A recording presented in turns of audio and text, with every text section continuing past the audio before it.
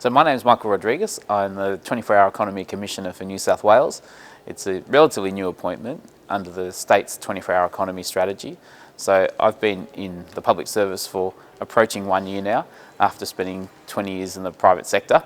And it's been an incredible journey, particularly in light of the pandemic and trying to adjust to, I guess, what we've had, which is lockdown where you're not allowed to go out. And my job is all about getting people out of the house. So it's been interesting.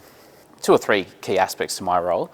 One is to make sure that all the government relief mechanisms are flowing through to businesses, and then as we come out of the pandemic, or I guess navigate the next phase, that those businesses are finding a way through, particularly those that are most affected by physical distancing or have been affected by physical distancing. So there's that aspect. And then the other side of it is delivering the state's 24-hour economy strategy, which looks at how a city or a state can basically function like an asset 24 hours a day on flexible terms. And so it's an exciting time because the pandemic's forced us to rethink our approach to many things, including how we use our city. How can we use it flexibly? Does work have to start at 9 a.m. and finish at 6 p.m? Or maybe 11 a.m. is a good time to start and finish work at 8 p.m. Can you work from home? Can you work from an office? Do you want to be in a city? Do you want to be in a regional centre? So there's a whole bunch of questioning going on, and that's why right now is a great time to be approaching this with the innovation mindset.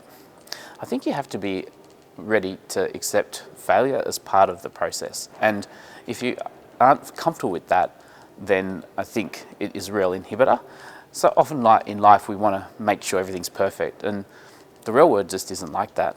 And in the private sector, it's quite common for failure to be seen as a learning. And I think for us in the public sector, the pandemic has shown us that we are able to innovate and do things quickly when needed.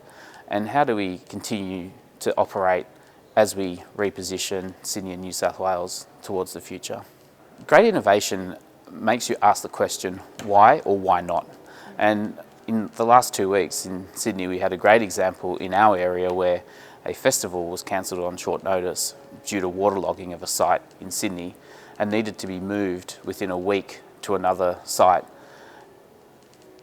12,000 people were able to go and enjoy a festival in safety on a week's notice. It required reform to planning law, the signature of the governor, but it still happened. And in my role, it was partly about trying to coordinate with police and health and other stakeholders like transport to ensure that the thing went off without a hitch. And so I think that innovation, that's an example of something that people just wouldn't have thought was possible. We can do it. Are we able to? If we have that why or why not way of thinking about things, we can. One thing is to make sure you have alignment of people around you. It's okay for you to have an innovation mindset, but if you're in a team or in a department that doesn't embrace the same philosophy, then I think you're going to struggle. So I think the first step really is about engaging your team or your stakeholders around you and defining what a new way of approach is around innovation. And so once you have that in context of a department or a team, then I think you can proceed. For yourself individually, there's so many inspirational podcasts, speakers, but I think the first thing to do is to challenge your own comfort zone and learn something new. So if it's riding a bike, abseiling, as Minister Dominello challenged us with this morning, embrace it. And once you make that first step, the rest will follow. For me personally, it's great to see all the different aspects of the public service. I'm new to public service, and just the size and diversity of what the public service does in the state of New South Wales is quite extensive. So for me, it's a chance to meet fellow colleagues, to be inspired by speakers, and to learn something new. Oversubscribed. It's great to be back out again. The place is packed, people are meeting, engaging, exchanging ideas. And while digital has its advantages and working remotely has advantages, nothing beats in person.